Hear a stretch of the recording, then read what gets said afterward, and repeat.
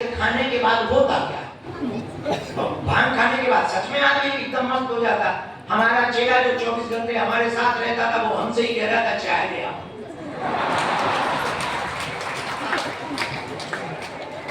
जब पता करवाया तो पता लगा कि ये जो है भांग खा चुका है। तो फिर हमने उसको कुछ बोला नहीं, हमने चाय दी, फिर कहता है पार्ले जी है क्या? तो हमने कहा क्या उसको क्या बोले? हम कहा खड़ा हूं है, चलेगी? बोले खड़ा हो। हमने क्या किया है? हमने किया कुछ नहीं है, चाय के बदले पार्ले जी के बदले खड़ा हूं ले लो।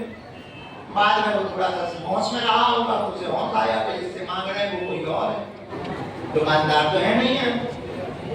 तो बाद में हमें जब खबर लगी तो पता लगा कि ये भांग खा के आया। तो हम कहा क्या गजब की मस्ती है, कहा होगा गुरु अपने लिए, पर उसने गुरु से ही चाय मंगवा दी। मस्ती तो खैर ऐसी होती है। तो जब भी आप सन्यासी बाबा से बहुत जुड़ जाएंगे, थोड़ा मस्ती चढ़ेगी। मस्ती का मतलब नशा नहीं, मस्ती का मतलब बेहोश भी नहीं, होश में भी रहोगे, बेहोश भी नहीं रहोगे, बीच की जो स्थिति है वैसे मजे में रहोगे। हर चीज तुम्हें मजा देने लगेगी, हर चीज में तुम अपने आप हंसने लगोगे, हर चीज में तुम अपने आप मुस्कुराने, और कोई भी बात होगी तो अंदर से अपने आप रौंद खड़े होंगे तुम्हारे, और तुम्हें कॉन्फिडेंस आएगा, तुम्हें प्रबल वेग आएगा, तो तुम बड़े दावे के साथ कर पाओगे कि ठीक है रहने दो, हमें अपने गुरु का भरोसा है, हो जाएगा।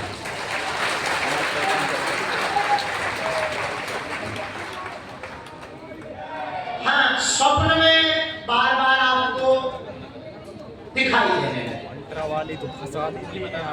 जब आपकी साधना और प्रबल होगी, तब आपको रात में कभी कभी बंदर नोचने जैसे निशान बने, तब डरना नहीं है, उनका कोई साइड इफेक्ट होने जाए सारे।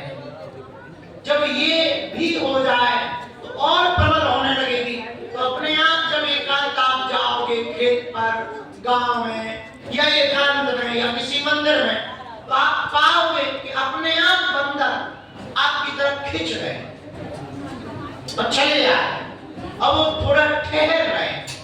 जब और प्रबल साधना होगी, तब तुम्हें सन्यासी बाबा के दर्शन एक बूढ़े रूप में हो।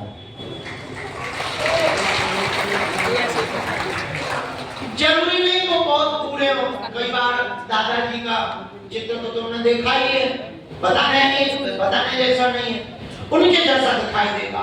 और कई बार बढ़िया सफेद साफा बांधे या कुछ भी ना बांधे, एकदम गोरा चिट्टा मुख, गोल मुख और बड़ी मोटी मोटी खड़ाऊ, और एक भगवान कलर का एक अंगोछा पहने हुए, और बड़ा लंबा सा चमचा खटपटाते हुए कभी कभी बाहर से जाते हुए दिखाई पड़ेंगे। जब ऐसा अनुभव होने लगे तो समझना तुम उस चेतना को प्राप्त करने पहुंच रहे हो जिस चेतना की तुमने साधना पाई थी।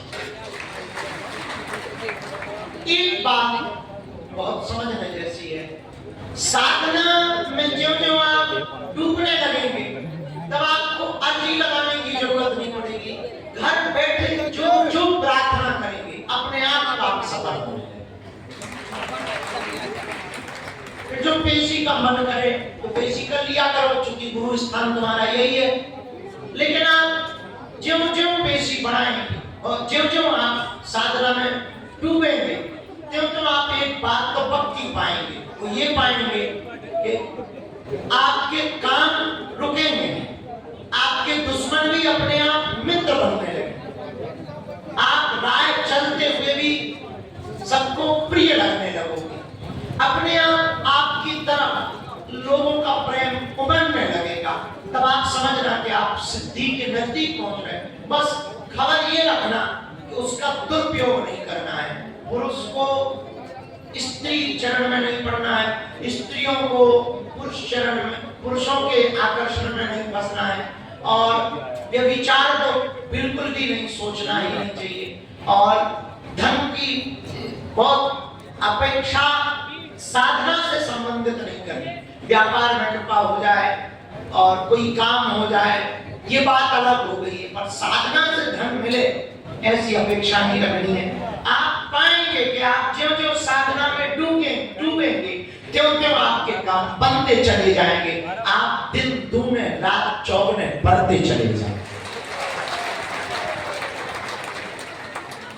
यही साधना का फल है, इसीलिए हमने तुम्हें साधना दी, और साधना दी ही इसलिए है कि तुम जीते जी वो सब पा जाओ जिसको पाने के लिए तुम्हें जन्म